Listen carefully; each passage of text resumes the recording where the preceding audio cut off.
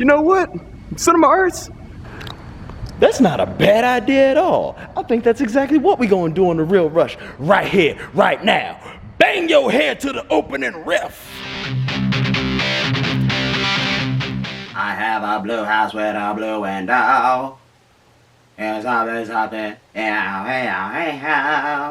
something, something blue, all the trees are blue. This is The Real Rush, my tights are blue. And somehow that song 20 years ago was a goddamn hit. Mind blown. What the hell were we thinking, y'all? No, what the hell were y'all thinking? Because I was never jamming out to that shit in the Super 4Runner back in the day. But that's a different story for a different day. What's happening, y'all? It's your boy J-Dub, and welcome to episode 53 of The Real Rush right here on YouTube. We keeping it rolling on. We had our year celebration anniversary last week. We keeping things rolling on, baby. If you can't tell, the voice is a little hoarser than usual. And, I mean, as I stated over the multiple times over the last couple weeks, the reason for this is because this past Wednesday was some pro wrestling history. As you see, AEW premiered with Dynamite on the TNT network. And where did the debut take place? No other place than the Cap One Arena right here in our nation's capital, Washington, D.C. Sold out show, and I'm still missing half of my damn voice box. But your boy met up with a couple of his homies, you know, to roll with this show. Thanks for rolling with a brother, by the way, if y'all happen to be watching. And before we went into the show, I had to talk with one of my boys, because he was asking me about The Real Rush and such. And he asked me if, I also do podcasting. And I said no. And he asked, why not? And I said, this is why. It's because The Real Rush is a full-time production. Now, this has been called, and could technically be construed as a podcast, seeing as in it does cast over the internet and you can watch it on your iPod. Do they still even make iPods? That's a good question. But anywho, yet I digress. Yes, technically The Real Rush is a podcast, but it's so much more than a podcast. And there's a reason that I don't do a podcast as well as The Real Rush right here. You see, The Real Rush, as I stated a couple moments ago, full tilt boogie production. And I say this, and this is what separates it and makes it so much more than a podcast, is the fact that, A, you got pre-production. And pre-production for The Real Rush is all about the days leading up to the filming of The Real Rush. So that looks at planning the movies for the week, which, as we know, can range anywhere from one movie to the record that we've hit of 9 movies in one weekend. So not only do we have to plan the itinerary for the movies, we got to plan them in such a way that, your boy can have a little bit of a breather in between the movies and whatnot, or provide ample time to get from each movie theater to movie theater and still be able to get there to hit the previews and stuff on time. Or if not, then just be able to hit movie after movie after movie. But so that's the plan. That's the pre-production. So that's the planning of the itinerary part.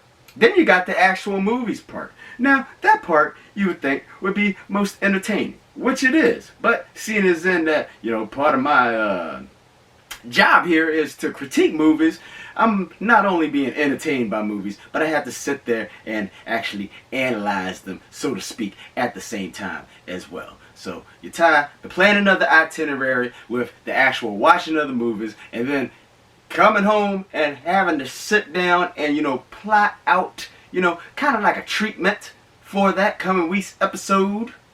Just same as you would like a movie, like storyboarding, if you will.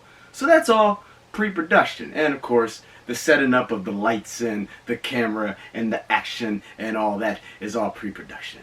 Then the production itself, the lights, the camera, the action that you're seeing right now, the actual filming of the episode. Now the setup, I've gotten pretty good at setting up the lights and everything to where everything looks good. So that could take anywhere from like 20 to 40 minutes maybe hours tops, depending, on the day or, what might be going on that day. But no more than hours tops. Then you got the actual filming, which can take anywhere, depending on how long the actual episode wants to be. So then you take all that, and then you got the production. Then it takes time to upload the footage to my laptop, the Nebuchadnezzar. Then you got to take time to edit the footage. And then got to take time to get all the posters and stuff off the internet that I need to use for my movie critiques. And then put that into the week's episode.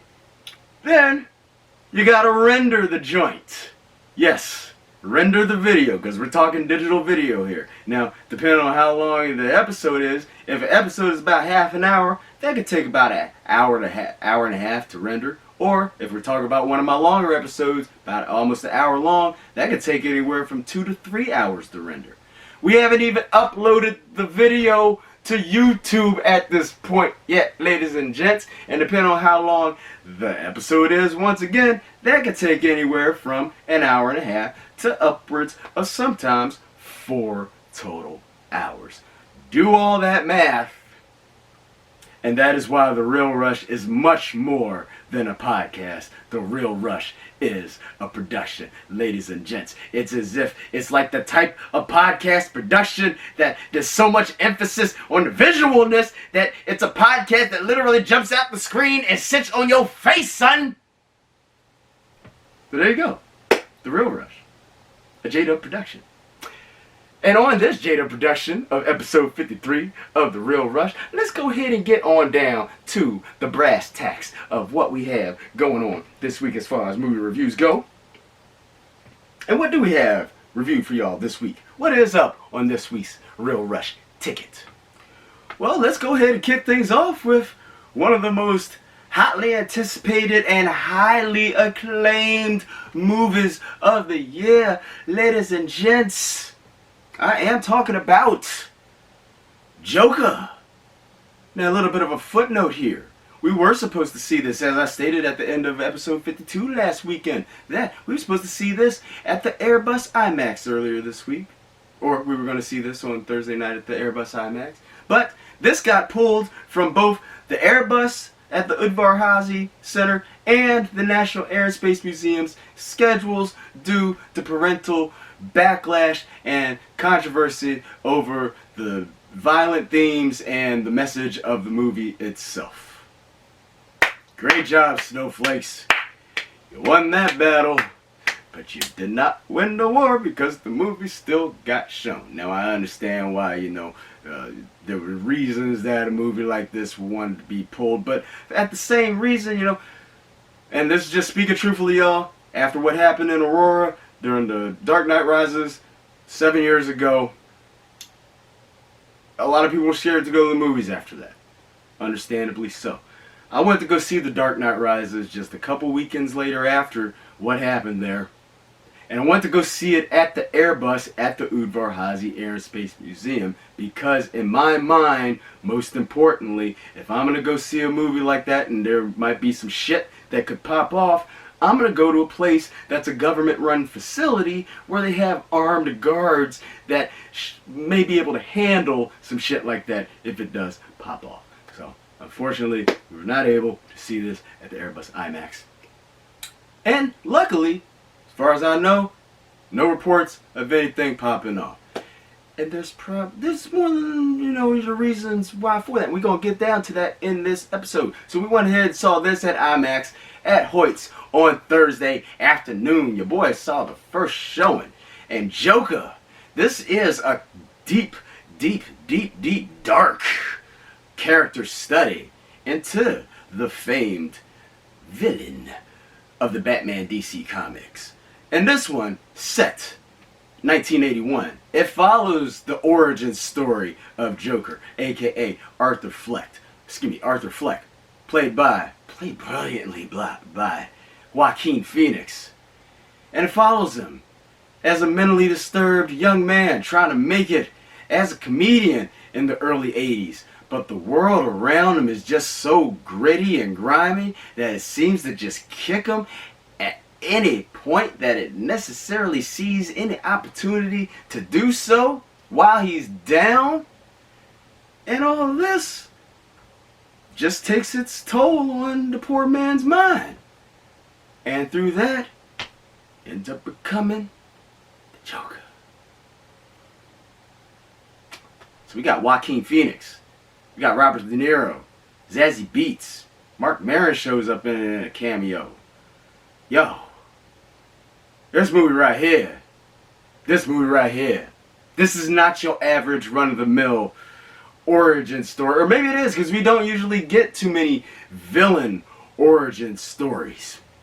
This is directed by Todd Phillips, the king of comedy. Pun totally intended. And I'm going to get to why that pun is totally intended here in a second.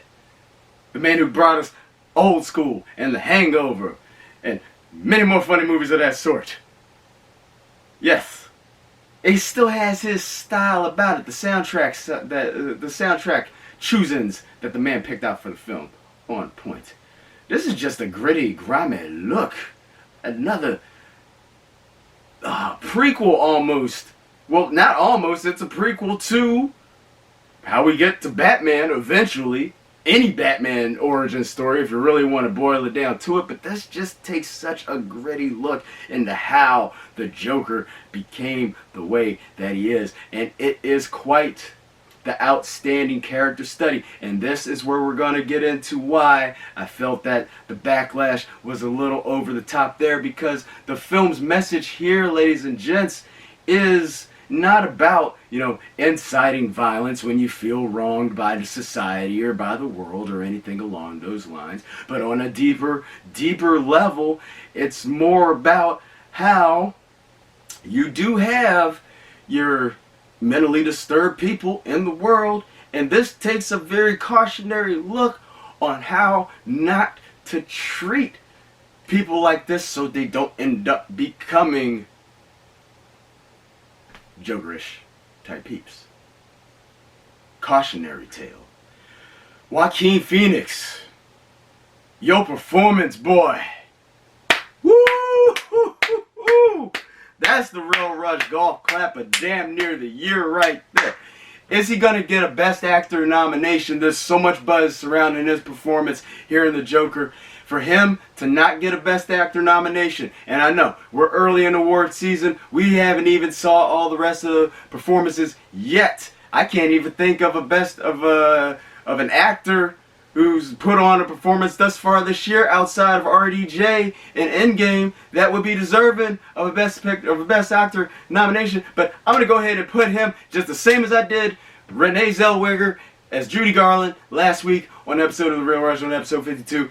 Same way as I slated her as our first bona fide Best Actress nominee of award season. I'm saying the same thing, put it out there. Joaquin Phoenix is our first bona fide Best Actor nominee for this upcoming award season. The transformation that he went through physically, mentally, God knows what he had to go through mentally to play the Joker, because even Jack Nicholson told Heath Ledger, be careful when you go to prepare yourself for the Joker, because that is one dark ass role that you need to take care in, going so deep into. And man, does he delve into it on screen. I mean, I almost want to say that this is Joaquin's best role to date. But then you got last year's You Were Never Really Here. And you can see bits of his character from that movie in this. So it's like you almost couldn't have Joaquin Phoenix as the Joker if we didn't have last year's You Were Never Really Here where he started as Joe. Or maybe it would have been vice versa if he had done Joker first and then You Were Never... Who knows? Who knows? All I know is that this is most certainly one of his best roles to date. Robert De Niro holds it down.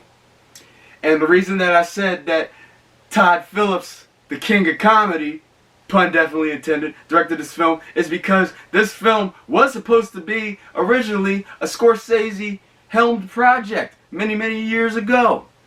But this film still has that Scorsese feel to it. If you know your Scorsese going in, you can already pick up that it's got its Taxi Driver influences in it, and lesser known project of Scorsese, The King of Comedy. There is much of an influence on this movie from The King of Comedy and Taxi Driver, and Robert De Niro even admitted that as part of his what do you call it, prepping. There you go, for his role as late night talk show host Murray Franklin in this joint. He said that this is a little bit of an homage to King of Comedy. So the way I want to say Joker is if you take specifically those two Scorsese films right there, and you mash it together with Fight Club, and then you add Joker to the mix, and they all got together and had an orgy, you got the Joker, ladies and gents. And it's because of that. It's because of the fact that it's not your average run-of-the-mill origin story, be it a good guy, bad guy. And before we actually get to what I'm about to get to right here, there's parts of this movie that make you sympathize and almost empathize with Arthur Fleck, Joker. So it takes a really heartfelt look into why this man became Joker. And it's because it's not your average run-of-the-mill, once again, villain or good guy origin story. It's because it's not your average run-of-the-mill superhero or DC Comics or even Marvel story. We're just going to include Marvel in this mix here. You know, because it's not your average comic book story brought to the silver screen. This movie brings such a presence to the silver screen that I want to go out here on a limb and say that this just may be our first bona fide Best Picture nominee for this upcoming award season. I'm going to say that again. This Joker just may be our very first Best Picture nominee for this upcoming awards season. All around, performance is great. Soundtrack I mentioned, great. The dark, the gritty cinematography, pitch perfect for this movie. And just a straight mind fuck, straight like the character itself. All perfectly portrayed on screen. Joker, now playing everywhere. Well, not everywhere. It's not playing it either there in Space Museums in the DC area, but it's playing everywhere else. I still saw it in IMAX. I'm going to recommend, of course, you want to see this, highest quality possible. Don't go into it expecting anything like you've seen before in any past superhero type movie. A lot of people are walking away from this saying that, it's not what I was expecting, it's boring, it's too drawn out. It's because it's telling a story. It's got its action in it, it's got its very dark comedic elements in it that make you chuckle a little bit and make you feel a little bad for chuckling at those parts. But like, once again, this is not your average superhero, supervillain movie. There's not shit blowing up or action popping off like every 2 seconds, if that's what you're expecting. No, you need to expect something way more serious, way more Scorsese-ish going into this movie, and you are going to love this. If you take those two Scorsese movies, Taxi Driver and The King of Comedy and Fight Club, if those are 3 of your favorite movies of all time, and Joker is one of your favorite characters of all time, I see no reason why this shouldn't end up being one of your all-time instant favorite movies. Joker, playing everywhere. Go see it now, ladies and... Well, not right now, but go see it as soon as this episode wraps up here on YouTube. But Joker, go check it out, y'all. Excuse me. Next up on this episode's Real Rush Ticket is our 150th Season 3 entry. And this is what we saw as our Friday Night Angelica entry for this weekend. I'm talking about another pseudo-psychological space drama for this fall season. And this one is coming on the heels of Ad Astra. This one is called Lucy in the Sky.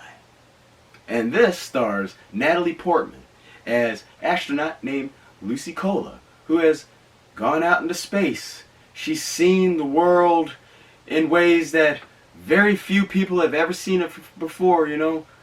Going out into space and, you know, being able to look down and just seeing the vastness of it all and how everything just seems so small to her in those moments in outer space. And because of this, it's just about blown her fucking mind, man. So when she returns down to earth and returns to her housewife life and her married life and her family life, maybe it seems too small for her from what she's witnessed from up above, and this develops into more or less that of an existential crisis for Miss Lucy Cola. And this movie takes us on, the journey of exactly where this crisis takes her to. How it's going to affect her family life, how it affects her mental and physical well-being, after witnessing such, for lack of a better term, and pun maybe intended, such gravity. This also stars, you got John Hamm, you got Zazie Beetz again, you got Dan Stevens in it, you got Coleman Domingo, Nick Offerman, Tig Notaro, Jeffrey Donovan, just a well-stacked cast. Overall, now this is where it gets a little tricky. The average moviegoer, I can't actually put where the average moviegoer might like this movie, because out of the very few of us that were in the theater at Angelica watching this, the reaction was all over the place. One dude thought that it was the funniest movie that he had ever seen in his life.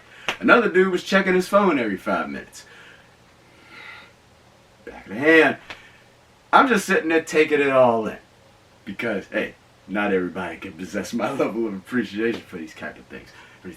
Now, I can see why this is getting some low audience scores. The narrative itself is decent, but it can be a little jumpy and confusing at times, and I will admit the ending just kind of left me it didn't hit, it just kind of left me with that, huh? But the kicker for this is loosely inspired off the story of Lucy Nowak, the astronaut from about 12, 13 years ago, who we all know made headlines. She went a little nuts and, drove, from somewhere all the way down to Florida wearing the diaper and was going to kidnap like a fellow astronaut, and she was involved in that love triangle and stuff like that. Okay? So this is kind of loosely, Lucy is loosely inspired by this tale. If you go into the movie knowing what it's inspired by, it will make that much more sense, and you should get a little bit more of a complete picture out of this. But honestly, I would say give this a shot. For the average moviegoer, I would say matinee this one at best. But because of the visuals and the multi-aspect ratios that this movie deals with, or that this movie is just shot in, that is the real winner of this movie right here. Because the way that the letterbox forms shape and reshape and refocus and reframe itself off screen, it throws you off balance just as much as off balance as Lucy Cola's character is being portrayed on the screen by the lovely and beautiful Miss Natalie Portman. So once again, Lucy in the Sky, not a bad follow-up to Ad Astra. Once again, may not be for the average moviegoer, so I would say safe bet, matinee this one. But because of the spectacular visuals and just the way that it is shot for cinema. You do want to see this on the big screen, so yes, give it a shot on the big screen. Lucy in the Sky, in somewhat wideish limited release, so most certainly pay it where you can find it. Check your IMDb, check your Fandango for local showtimes. Lucy in the Sky with Diamonds. Let your boy know what you thought about that one, because this one seems to be like it's going to be the, we don't exactly know where to go with this one. So, boom, once again, Lucy in the Sky with Diamonds. Holla at your boy. We will converse about it. This is most certainly one to be conversed about. And a 1, and a 2, and a 3, and a 4. Because you know that your football team sucks, and Hell in a Cell doesn't even come on till later on tonight. Another thing I forgot to mention about, the Real Rush being a production is the fact that, once it's all said and finished, I gotta do it all over again. So it's a production and a reproduction. It just keeps reproducing like jackrabbits on ecstasy. And that's how we got to episode 53 of The Real Rush right here now on YouTube. So, last but most certainly not least on this episode's Real Rush Ticket is a new documentary. And this one is called Raise Hell, The Life and Times of Molly Ivins. Now, this was actually supposed to be on last week's Real Rush Ticket, but due to itinerary conflicts, we were not able to fit this in last week. I do apologize because, good Lord, this was such a good documentary. And usually that's how things happen. The movie that gets left off for the week afterwards usually turns out to be really good. Yet I digress. So this, once again, just as the title, suggests, this follows the life and times of famed political journalist Molly Ivins. And it tells her tale of, going what she had to go through in the late 50s, early 60s, trying to make a name for herself, wanting to become a journalist when women journalists weren't really running rampant at the time, or even allowed to have their voices heard on many topics, let alone the topic of politics. But if you know the story of Molly Ivins, which I won't go too deep into, she does end up becoming critically acclaimed and quite outspoken, if I do say so myself. Not shying away from letting her thoughts be known on any particular subject. Didn't necessarily have to be about politics. And one thing that I found the most fascinating about Molly's style of speaking and talking and writing is that, and once again, I'm not a political person. I'm not left or right. Now, Molly, despite the fact that she was a political journalist, wasn't necessarily biased towards the left or the right either. She was more biased towards common sense. And I fucking love this woman because of that. Common sense.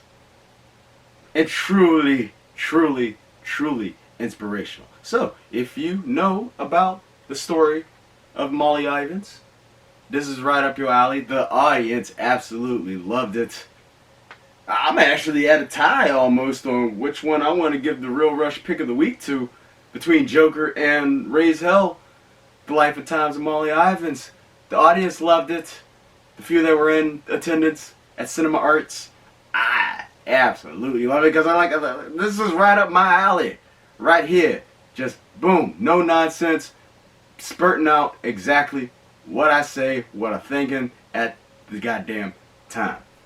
Thank you so much, Miss Molly Ivins, for being a true inspiration for generations, my generation and generations to come. But Life and Times, Raise Hell, The Life and Times of Molly Ivins, one of the best documentaries of the year. And again, this has been a year that has been chock full of really good documentaries. This, once again, is currently playing at the Cinema Arts Theater, Fair City Mall, Fairfax, Virginia. If you're in the DC metropolitan area, I'm not sure exactly where else it's playing, and I'm not exactly sure how long it's going to be playing. It's one of those kind of releases. So, most certainly, catch this when and where you can. Check your IMDb. Check your Fandango. Apparently, my tongue is still swollen a little bit from screaming my ass off at AEW this past Wednesday. But yes, Raise Hell, Life and Times of Molly Ivins. Find out where it's playing. Go check it out immediately following this broadcast. As a matter of fact, put that together with Joker. You got yourself an awesome double feature. They happen to be playing at the same cinema. I know Cinema Arts is doing that shit. So there you go. Raise Hell, Life and Times of Molly Ivins, which was our 530th Ultimate Rush entry. So we keep it on rolling, baby. And that, my friends, is a wrap for episode 53 of The Real Rush right here on YouTube. As always, it is at this time in each episode where I would like to, just send out that friendly reminder that the third Friday of the month Bandit Show coming up in less than 2 weeks, ladies and gents. Friday, October 18th, 7:30 p.m. up at Stagecoach Theater Company in Ashburn, Virginia. Come on out, get your laugh on. Once again, we don't do any religious jokes. We don't do any political jokes. We want you to come out and laugh your ass off for an hour and a half to 2 hours and just forget about all the bullshit in the world for that time. Have you gotten your tickets yet? What you waiting on? Wait, I can sit here and wait. Go, get your ticket. But you gotta know where to get your tickets, don't you? Gotta get your tickets online. $12 online, $15 at the door. Once again, I don't suggest you wait that long because we have had to turn people away from the door before. So get your tickets early. Use the promo code John, all caps. That's my name. Please wear it out to get that sweet discount. And where can you go to get your tickets? You can get your tickets at stagecoachtc.com/stagecoach-bandits. Once again, that website is stagecoachtc, T as in Thomas, C as in coach.com/stagecoach-bandits. Promo code John, all caps. Get that discount, baby. And coming up next weekend on episode 54 of The Real Rush, it looks like we're going to have a 4-movie weekend for y'all. Next weekend I will have reviewed for you. We're going to have Gemini Man. Ooh. Will Smith versus Fresh Prince. Let's see how that one's going to play out. We got looking like a reboot, I guess you could say, of The Addams Family. Pretty stoked about that one. We're going to have Jaxie on next week's Real Rush ticket for y'all. And we'll also have the new Pedro Almodovar, Antonio Banderas film, Pain and Glory. Getting pretty good reviews so far, ladies and gents. So we'll have those reviewed for you next weekend. But in the meantime, as always, if you have any questions, comments, concerns, any shit like that for you, boy, go ahead and feel free to go ahead and type those on into the YouTube page where you are viewing this week's episode right here, right now. To everybody who has subscribed to The Real Rush here on YouTube thus far, I want to thank you for doing so. If you haven't done so yet, what the hell are you waiting for? Go ahead and hit subscribe right now so that way you can be in the know when your boy drops a new episode. And don't forget that The Real Rush does have replay value. Now that we've been on the air here for over a year, that's a year's worth of movie reviews, ladies and gents, and not all of them are still playing in the theaters. In the age of digital, they go from theater to digital within about a span of 2 to 3 weeks. So chances are, any movie that you're looking for that's come out in the last year, if it came out a year ago, it's on digital somewhere. But if you want to know how it is, want to know what your boy's thoughts are on it, The Real Rush once again has replay value. All you gotta do is go up to the YouTube search bar and type in quotation marks, The Real Rush, followed by, outside of the quotation marks, the title of the movie that you're looking for, and boom! Instant movie review for you on demand, because The Real Rush has you covered for life, son! And as always, you can follow your boy on Instagram for my live movie check-ins as they occur, and that is at JDubChampion, hashtag The Real Rush. And for The Real Rush, ladies and gents, I am your boy J-Dub. Thank you for tuning in once again to The Real Rush right here on YouTube.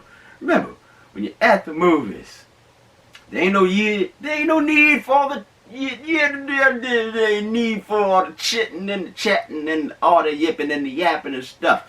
Alright, seal the lips, put the smartphones the hell away. If the movie is not that interesting to you, but you still feel that you don't want to waste your money on it, then you might as well just go ahead and walk out at that point.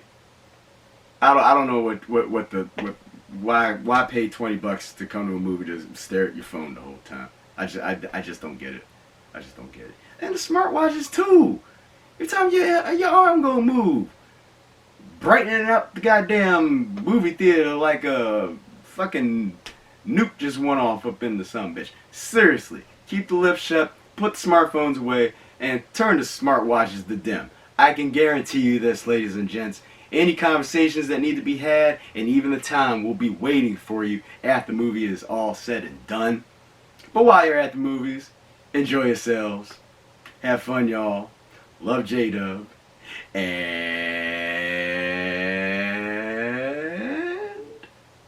we'll see you next weekend. Peace out.